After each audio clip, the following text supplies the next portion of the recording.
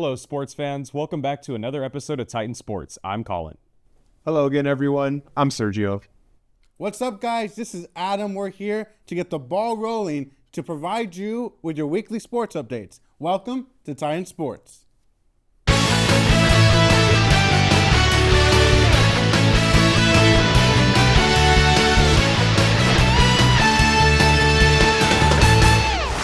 The Los Angeles Dodgers and New York Mets are in the midst of the battle for the National League pennant and a trip to the World Series. The Dodgers took a 2-1 series lead over the Mets last night in Queens with yet another shutout, anchored this time by revitalized starter Walker Buehler. The Dodgers have now thrown 4 shutouts in their last 5 postseason games, which included an all-time record-tying streak of 33 consecutive shutout innings. Tonight at Citi Field, the Dodgers will look to take a commanding 3-1 series lead with Yoshinobu Yamamoto on the mound in a pivotal Game 4. Jack Flaherty, who dominated the Mets in Game 1 with 7 lockdown innings and 6 strikeouts, is slated to start the Game 5 in Queens.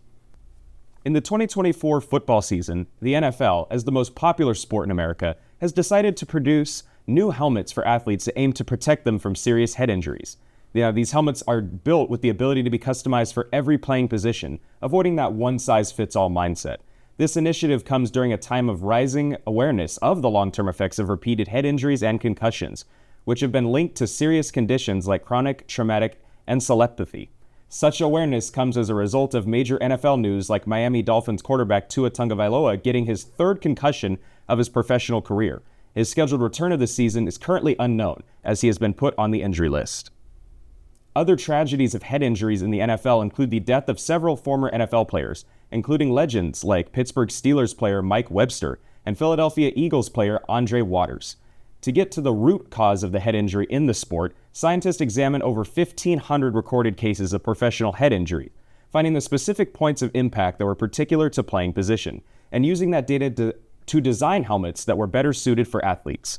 Another safety precaution taken this season saw the introduction of the Guardian caps, a foam cover placed on helmets meant to prevent concussions.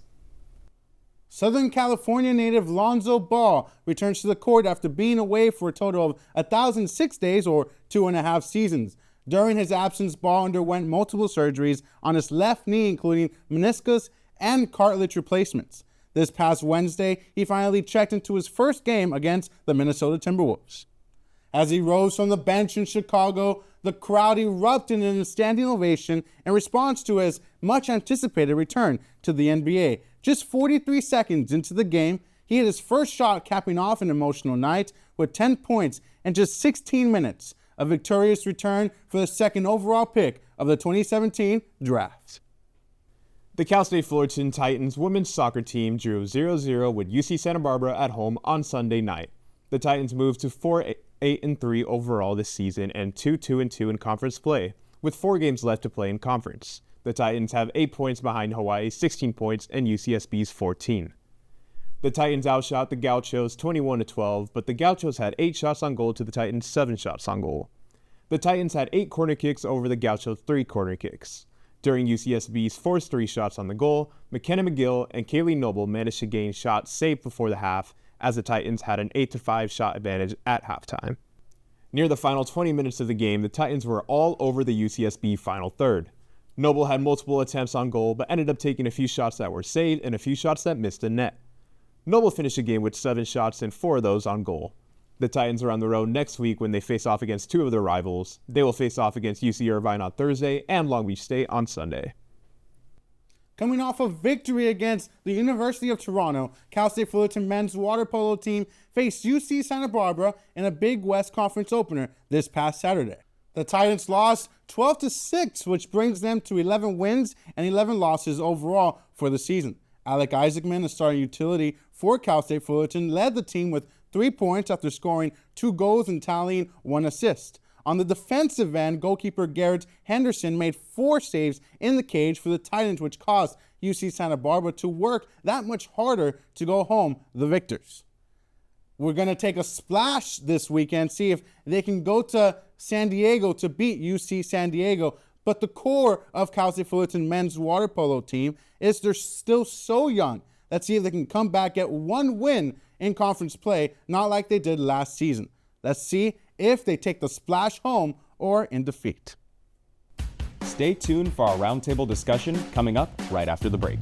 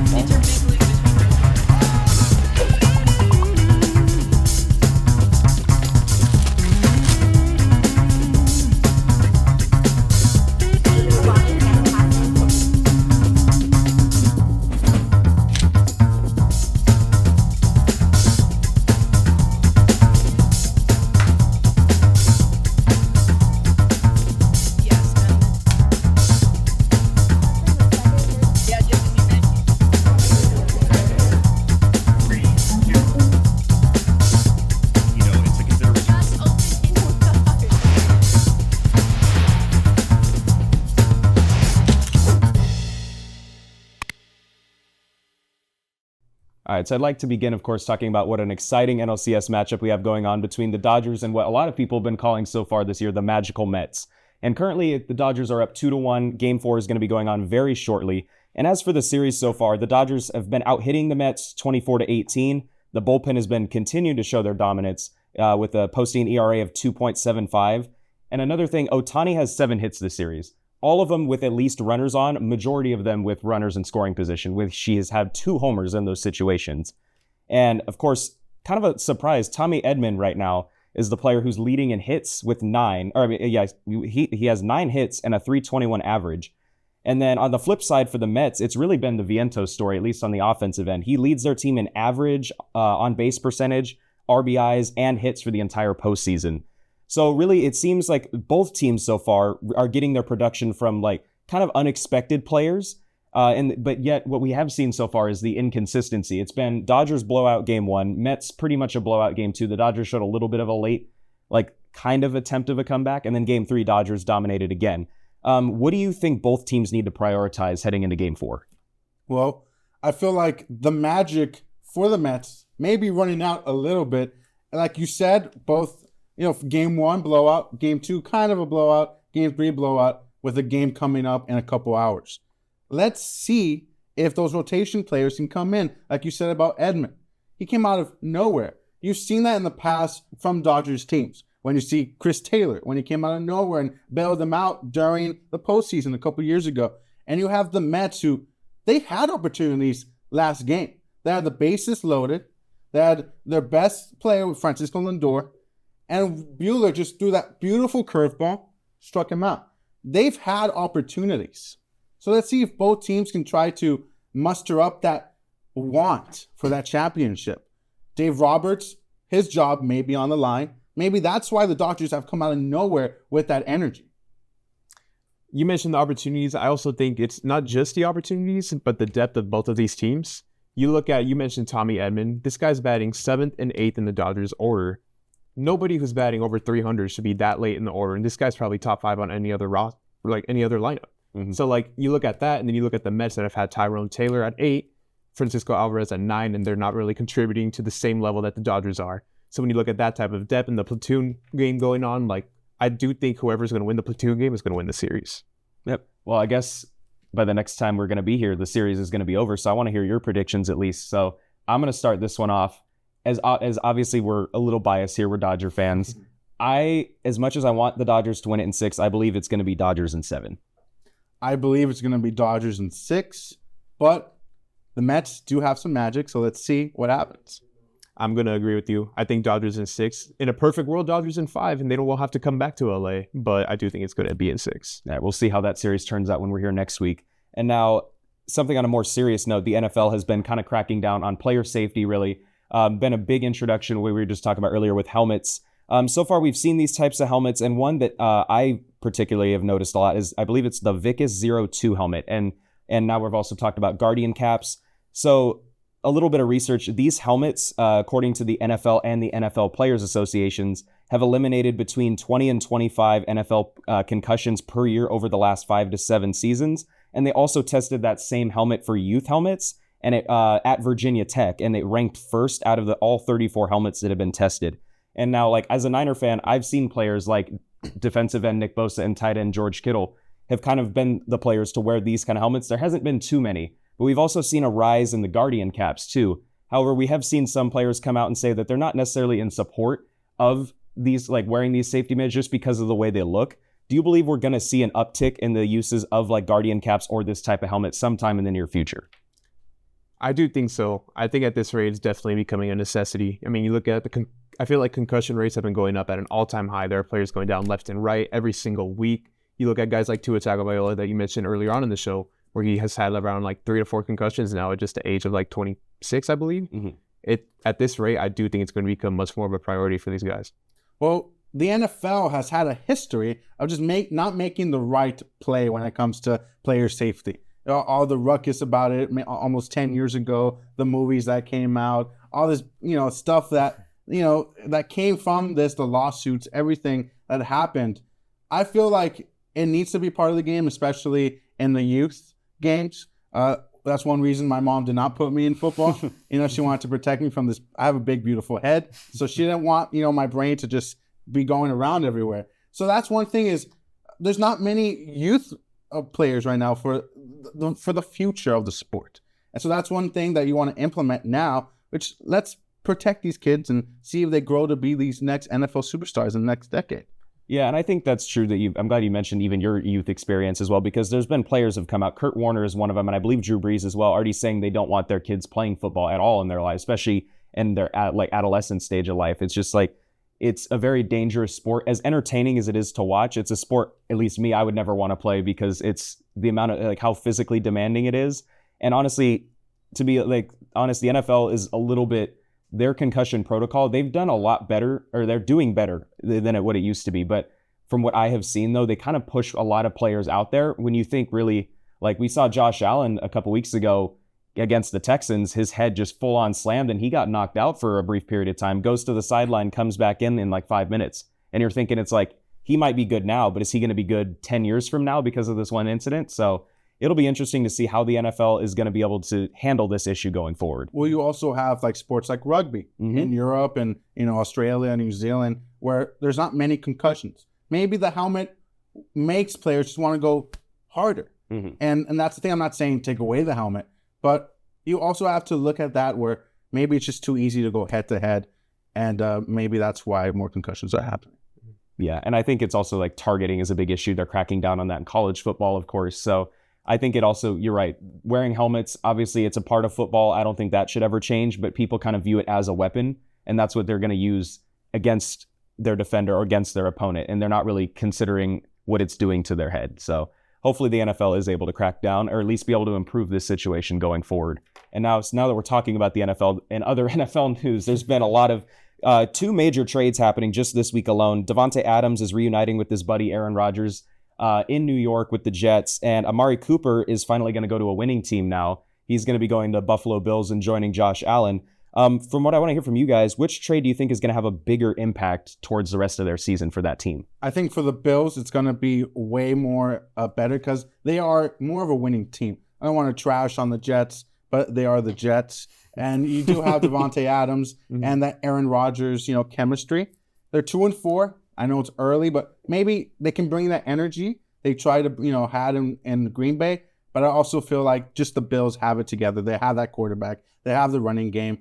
And now with this weapon for the Amari Cooper, sky's the limit for the Buffalo Bills. I just know Amari Cooper is saying hallelujah right now because he just got himself out of Cleveland. And I mean, anybody would want to get out of there at this rate, But definitely he's going to help a lot with the Bills. They've struggled a little bit on that receiving end, but now they got Cooper and he's had a great season so far. And as for Davante Adams and Aaron Rodgers, obviously it's a great duo. They've got so much chemistry. But like you mentioned, the Jets can only go as far as the Jets can go. So I do think, ultimately they're going to work well together, but at the same time, it's not going to get them very far. Yeah, I agree with you guys too. I believe it's going to be more important for the Bills here because the Bills' leading receiver right now is Khalil Shakir. I don't think any of us would have predicted that. The only other target he's been throwing to mainly this season is Keon Coleman, their rookie. And they obviously have Kincaid, who's a good tight end, but it's like he doesn't really have a number one weapon since Stephon Diggs is now in Houston. He's doing well there, of course, but Josh Allen, now he seems to, hopefully he found his wide receiver 1. But as for the Jets, Aaron Rodgers, he's been getting a lot of flack this year. the numbers haven't been as good as everybody had hoped. I believe he's still, if I'm looking, I know Devontae Adams this year has 18 receptions for 209 yards with a touchdown. And Rodgers is currently 10th in the league with just over 1,300 passing yards, and he's tied for 8th in the league in touchdowns at 9.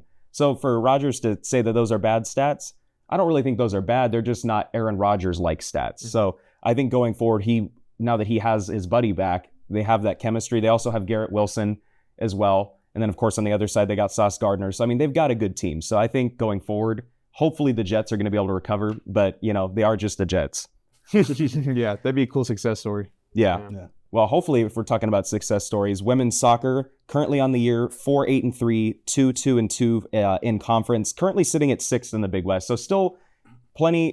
They're doing well enough to make Big West tournament right now. There's no concerns over that. They're outscoring their opponents 17-16 on the year, out shooting them just slightly, 204-203, and their shooting percentage is .83 compared to their opponents, which is just .079. So they slightly have the edge on that one as well. They've been playing fairly even in conference play, but what I want to hear from you guys is what do you think it's going to take for them to get to that next level? I think that breakthrough is coming in momentarily because I mentioned on the last show that they've been taking a lot of shots. This past week against UCSB, they had 21 shots to the Gauchos' 12. That's a pretty big margin, and this is, I believe, their third time over the last 4 games where they've had over 20 shots. And when you're producing that many shots, you're winning games. But that's not happening just yet. They've been shut out in their last 2. Thankfully, one of those was a tie.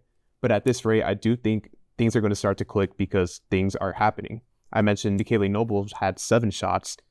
She came close very often in the game. I just think it's really a matter of time. Mm-hmm. I agree with you. Noble has been pressing that attacking mentality, being tenacious when it comes to attacking, but also you can't forget about the defensive side. Their defensive midfield, their defenders. They just haven't clicked per se when it comes to just their whole team dynamic. The attacking is good, but you need to start that play from the back and then from the forward, the midfielders trying to find their way. For people who don't really know that much about soccer, it's like that midfielder is like their quarterback. Mm-hmm. They need to try to find those spots, those runs in behind defenders. That's what they're missing. So let's see if they can find that and just bring that all together, see if they can gel as one team. And I think they actually have a great opportunity to take that next step in playing UC Irvine because Irvine has been shut out in their last 3 games. Mm-hmm. And the same can be said for Fullerton over their last 2. But this is a chance to flip the switch. Fullerton is 0-5-2 on the road. So why not today, right? They play tonight. Hopefully they can get the win. Yeah, and I'm glad you just mentioned UC Irvine. Currently, I believe 4-6-4 on the year. Also 2-2-2 in conference play. Currently 5th in the Big West, just barely above Cal State Fullerton. So, I mean, we're hoping that they can do the job and finish. But of course, that would also be great for the standings as well because then they would bump up into the 5th. It's a key game for the season. Yep, and we wish them the best. All right, Titans, that is all the time we have for you today. Thank you so much for tuning in. I'm Colin Costigan. Thank you, everyone. I'm Sergio Gonzalez. Hope you enjoyed today's episode, Titans. See you next time. Thanks for tuning in. I'm Adam Garcia. Give us a follow on Instagram, Twitter if you already haven't, but you should, at CSUF Sports to keep you updated on all things sports. See you next week.